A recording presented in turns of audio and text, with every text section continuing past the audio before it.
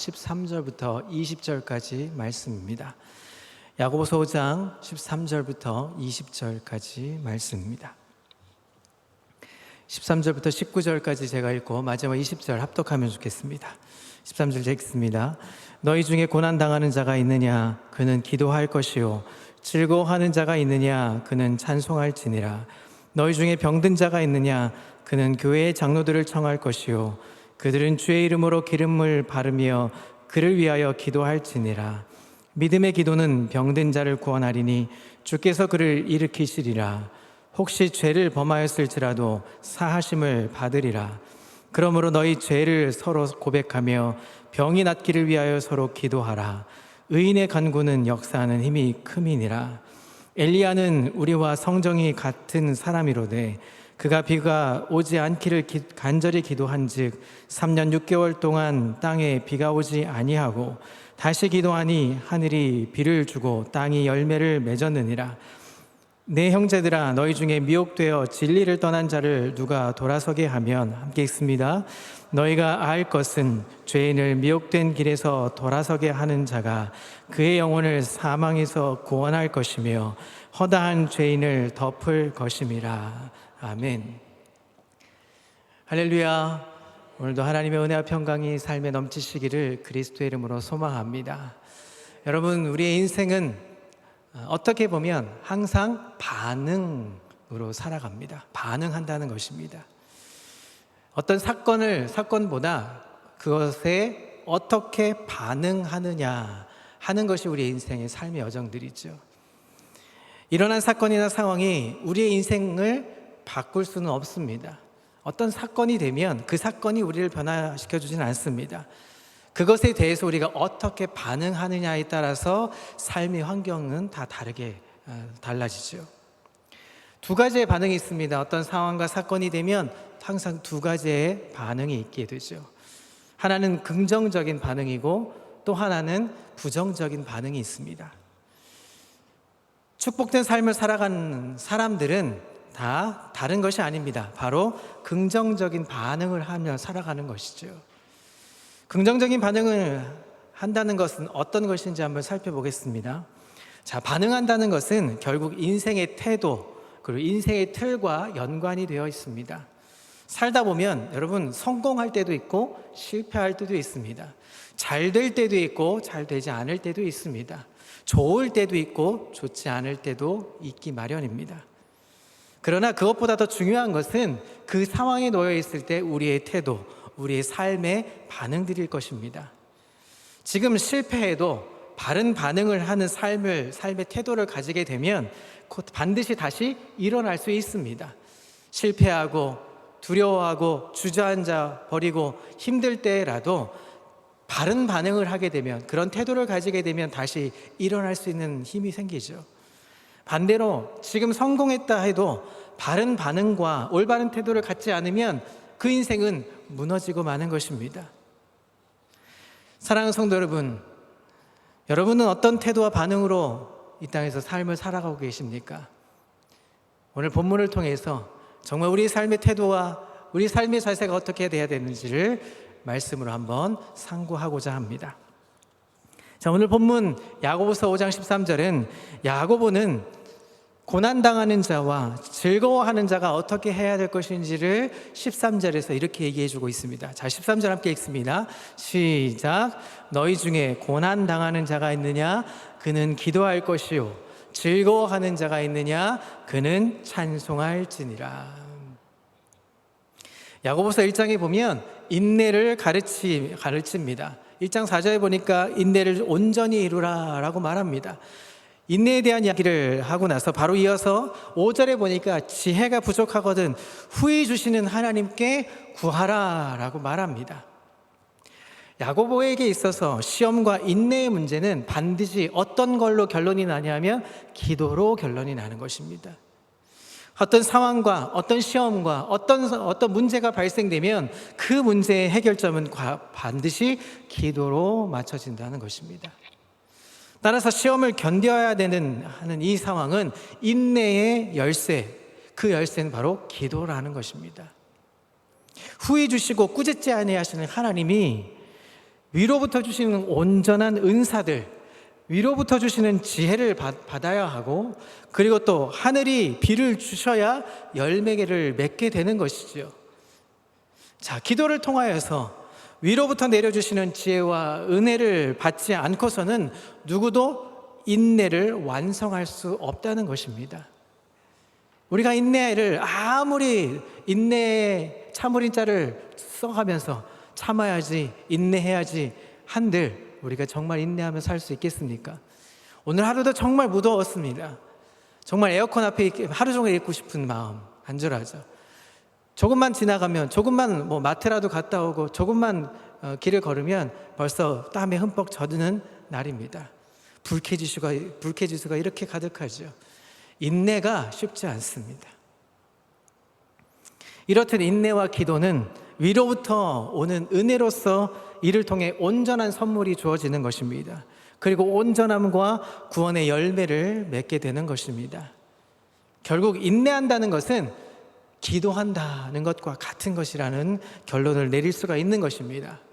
기도를 통해서 견디어낼 지혜와 능력을 얻게 되어서 열매를 얻게 되는 것입니다.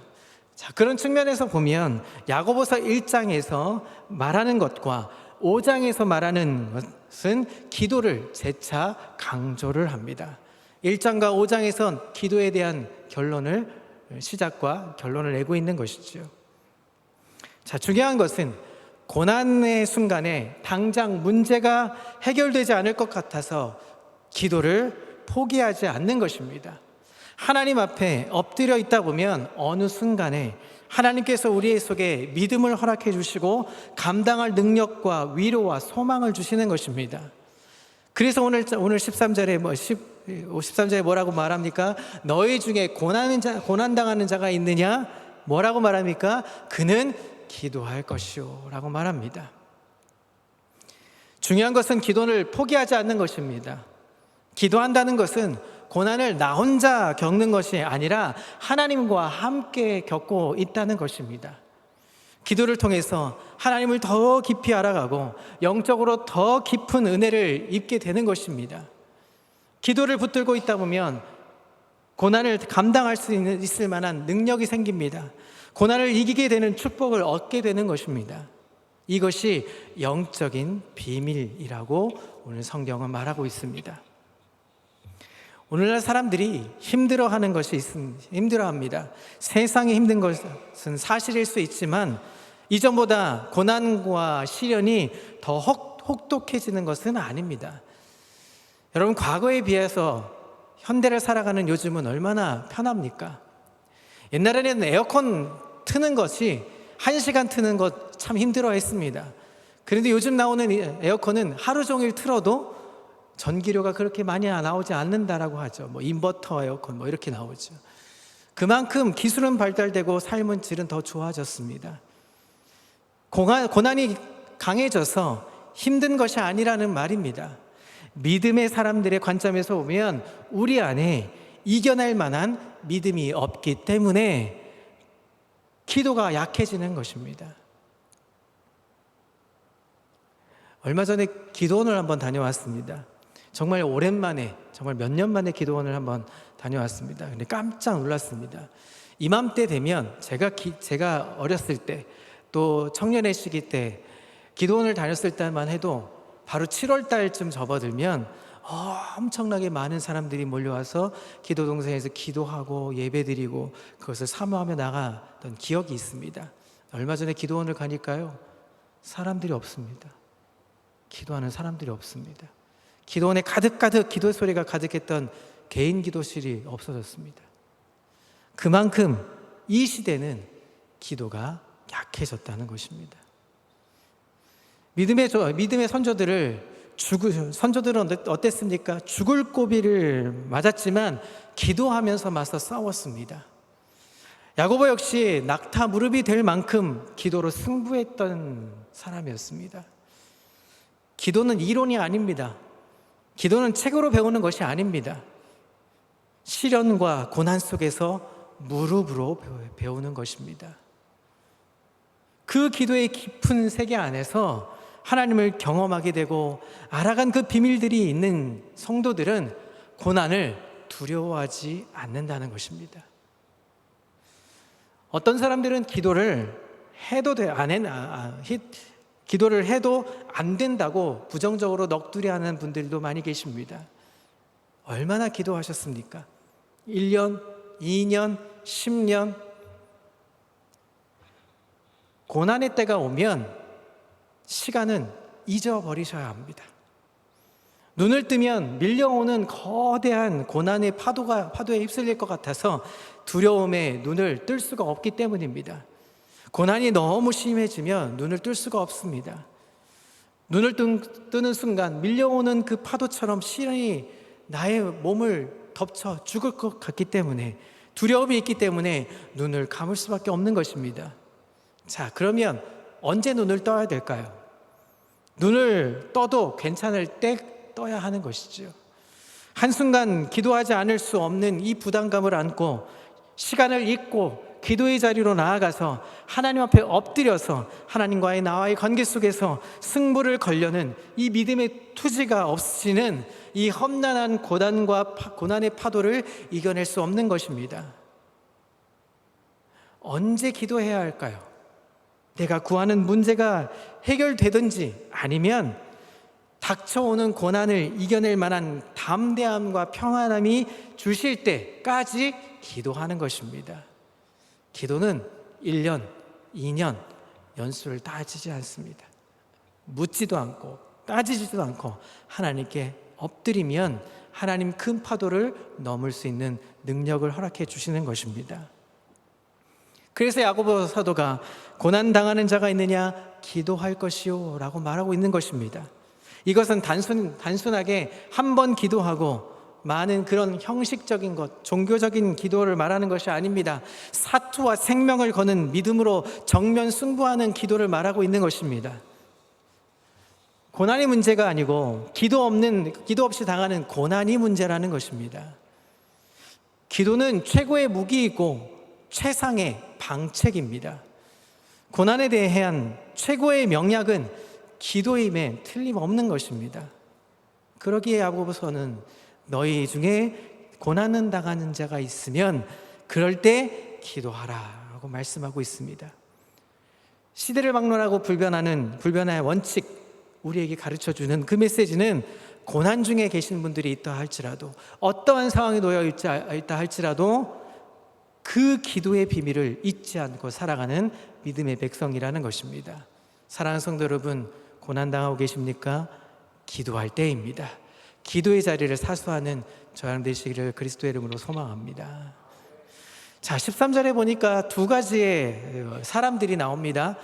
첫 번째는 고난은 당하는 자와 그리고 즐거워하는 자, 두 부류를 얘기합니다. 고난과 즐거움은 인생의 모든 경험을 포함하는 표현들입니다. 인생의 모든 순간 기도와 찬양으로 나아가라고 강조하고 있는 것입니다.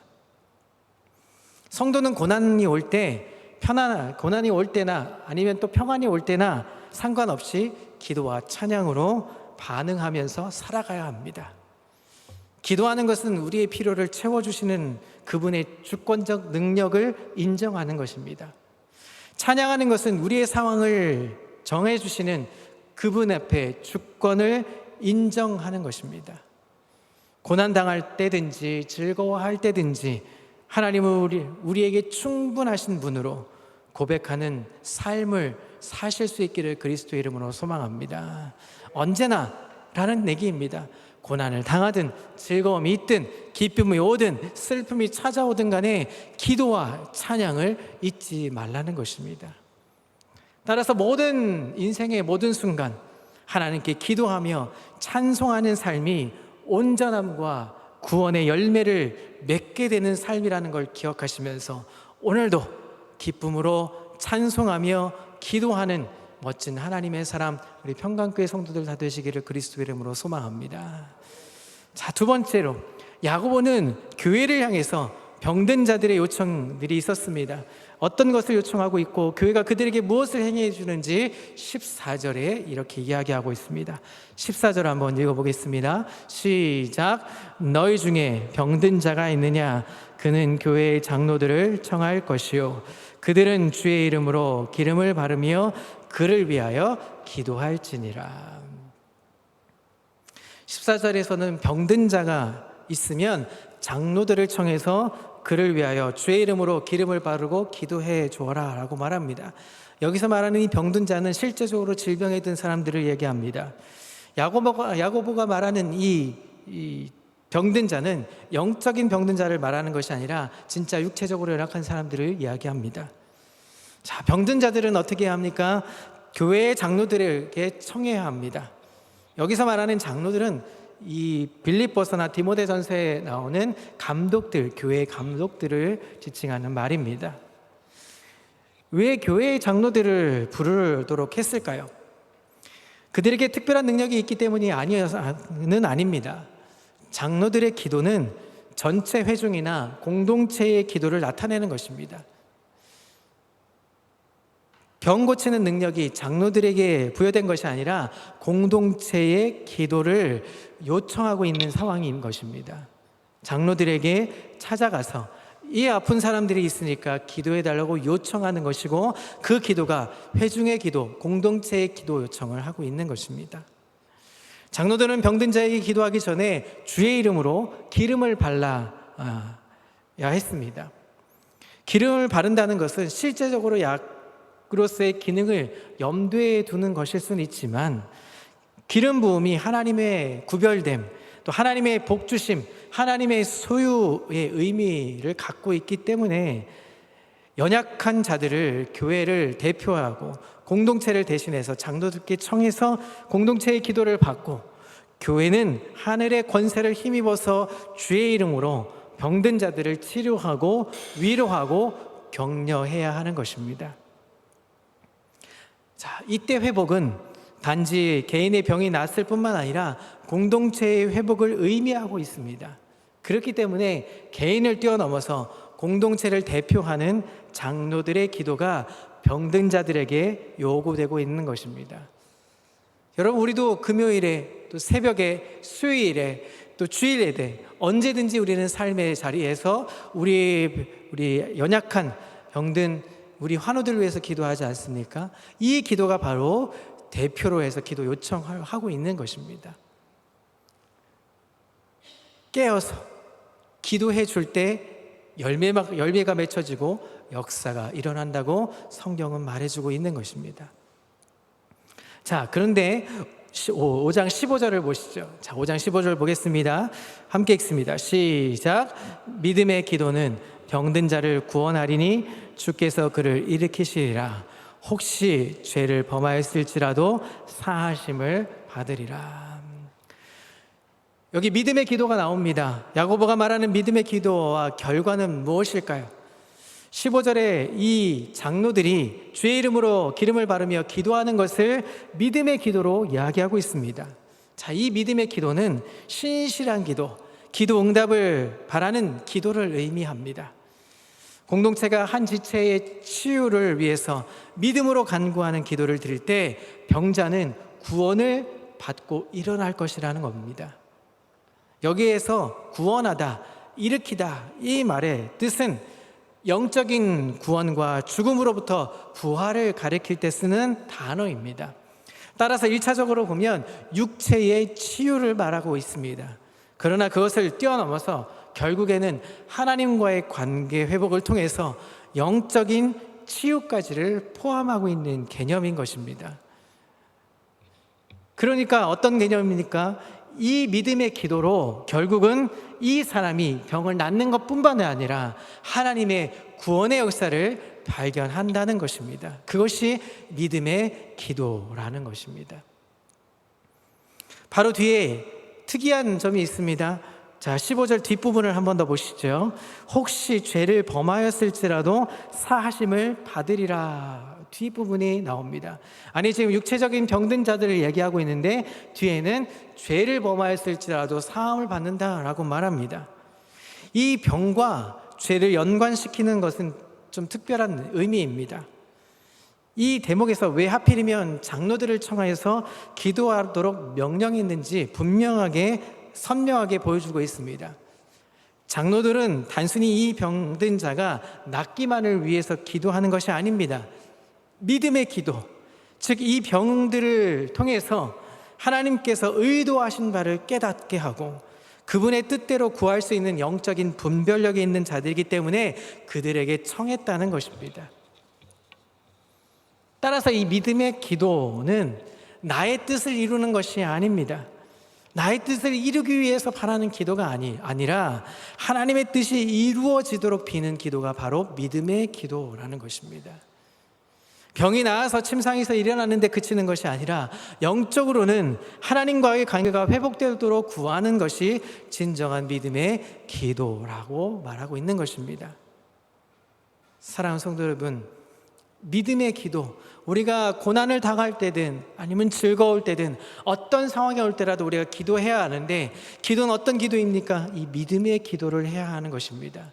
병든 자들을 위해서 기도하고 우리 공동체 위해서 기도하는 것이 마땅하다라고 오늘 성경은 이야기해 주고 있는 것입니다. 그래서 연약한 자들이, 병든 자들이 나음을 입었을 때 그에게 하나님과의 관계가 회복되도록 역사하는 힘이 기도의 능력, 믿음의 기도라는 것입니다. 자, 그런데 야고보가 강조하는 기도의 형태가 있습니다. 그것이 바로 16절에 등장합니다. 자, 16절을 함께 읽습니다. 시작. 그러므로 너희 죄를 서로 고백하며 병이 낫기를 위하여 서로 기도하라. 의인의 간구는 역사하는 힘이 큼이니라. 자, 16절에 야고보는 만약 죄가 병의 원인이라고 자각이 생겼다면 이제 할 일이 무엇이냐? 서로 고백하라는 것입니다. 어떤 것이요? 서로 고백하라. 또한 병이 낫기를 위해서 서로 기도하라. 서로의 죄를 위해서 서로 기도하고 서로의 죄로 병든 것을 위해서, 낫기를 위해서 기도하라 라고 말하고 있습니다. 여기서 강조하는 것은 상호성을 이야기합니다. 공동체적 고백과 공동체적 용서를 강조하고 있습니다. 한 성도가 다른 성도에게 잘못을 했을 때 피해자에게 고백을 하고 용서를 필요한다는 뜻입니다. 단순히 하늘에 향해서 수직적인 하나님께 고백하는 것뿐만 아니라 공동체 앞에 고백하고 용서를 구하고 용서를 해줘야 한다는 것입니다. 여러분, 우리는 삶을 살아가기에 교회 안에서도 종종 다툼이 일어날 때도 있습니다. 의견이 충돌될 때도 있습니다. 왜냐하면 각기 다양한 시각이 있기 때문이죠. 그래서 어떤 회의라든지 어떤 상황이 됐을 때 내가 다른 사람의 의견에 받아들이지 않아서 때로는 상처가 되기도 하고 상처를 주기도 하기도 합니다. 그러기에 함께 모여 있을 때 서로에게 기도하면서 서로에게 용서를 구하고 서로에게 용서를 해주는 관용이 있을 때 하나님이 기뻐함으로 이룬다는 것입니다. 뿐만 아니라 병든 것을 치료하기 위해서 서로 기도해 주어야 한다는 것입니다. 공동체 안에서 자신의 신앙을 공개적으로 고백하는 것, 자신의 죄를 고백하는 것뿐만 아니라 서로의 기도를 위해, 서로의 병든 것을 위해서 기도해 줄 때 하나님의 역사가 일어난다는 것입니다. 그래서 의인의 간구는 역사하는 힘이 크다 하는 것입니다. 여러분, 서로 기도해 주십시오. 서로 용서해 주십시오. 서로 양보해 주십시오. 서로 용납해 주십시오. 그것이 역사하는 의인의 간구의 힘이라는 것입니다. 서로 사랑하고 서로 기도할 때 그 역사가 일어나는 것이죠. 자, 그런데 여러분 17절과 18절을 한번 특이한 본문이 하나 더 등장을 합니다. 17절과 18절을 함께 읽습니다. 시작. 엘리야는 우리와 성정이 같은 사람이로되 그가 비가 오지 않기를 간절히 기도한즉 3년 6개월 동안 땅에 비가 오지 아니하고 다시 기도하니 하늘이 비를 주고 땅이 열매를 맺었느니라. 우리가 이런 믿음의 기도를 할 때 모델이 필요한데 그 모델을 누구로 삼았느냐? 구약에 있는 엘리야라는 선지자로 모델을 삼았습니다. 자, 그런데 엘리야가 어떤 사람이었는지 참 재미있는 본문이 한 단어가 있습니다. 엘리야는 우리와 성정이 같다라고 말합니다. 성정이 같다는 말은 어떤 것이냐면 이 사람은 별 볼 일 없는 아주 특별할 것도 없고 아주 뭐 자랑할 것도 없는 극히 평범한 사람이라는 것입니다. 엘리야의 기도가 응답된 것은 하나님의 능력이라는 것입니다. 그가 하늘에서 온 사람이거나 특별하고 해서 완벽한 사람이 아니었다는 것이죠. 그가 하나님과의 바른 관계로 있었기 때문에 그의 기도가 응답되었고, 그의 바른 관계 때문에 언약에 충실한 의의 관계로 기도를 했기 때문에 믿음의 기도로, 의인의 기도로 강조된 것입니다. 엘리야는 어떤 사람이었습니까? 당시에 아합 왕 시대에 정말 850명의 이방의 신들을 믿었던 그 선지자들을 한 번에 쓸어버리지 않았습니까? 그런데 그 사람의 성정은 아주 극히 미약한 것입니다. 아합 왕의 부인이었던 이세벨의 그 한마디 때문에 아주 닥쳐오는 위기도 아니었습니다. 그 한마디 때문에 벌벌 떨어서 나 그냥 죽게 내버려 두십시오 했던 사람 아닙니까? 그만큼 연약하고 보잘것없고 우리와 평범한 사람, 성정이 같은 사람인데 이 사람의 기도를 하나님 들어주시고 이 사람의 기도의 역사가 일어났다는 것입니다. 의인의 기도는 어떤 것입니까? 엘리야와 같은 기도를 하는 것입니다. 엘리야와 같은 기도, 하나님께 맡겨진 기도, 하나님이 주신 말씀으로 기도할 때에 어떻게 됩니까? 18절에 열매가 맺혀진다라고 말합니다. 그래서 의인의 기도는 엄청난 힘을 갖고 있는 것입니다.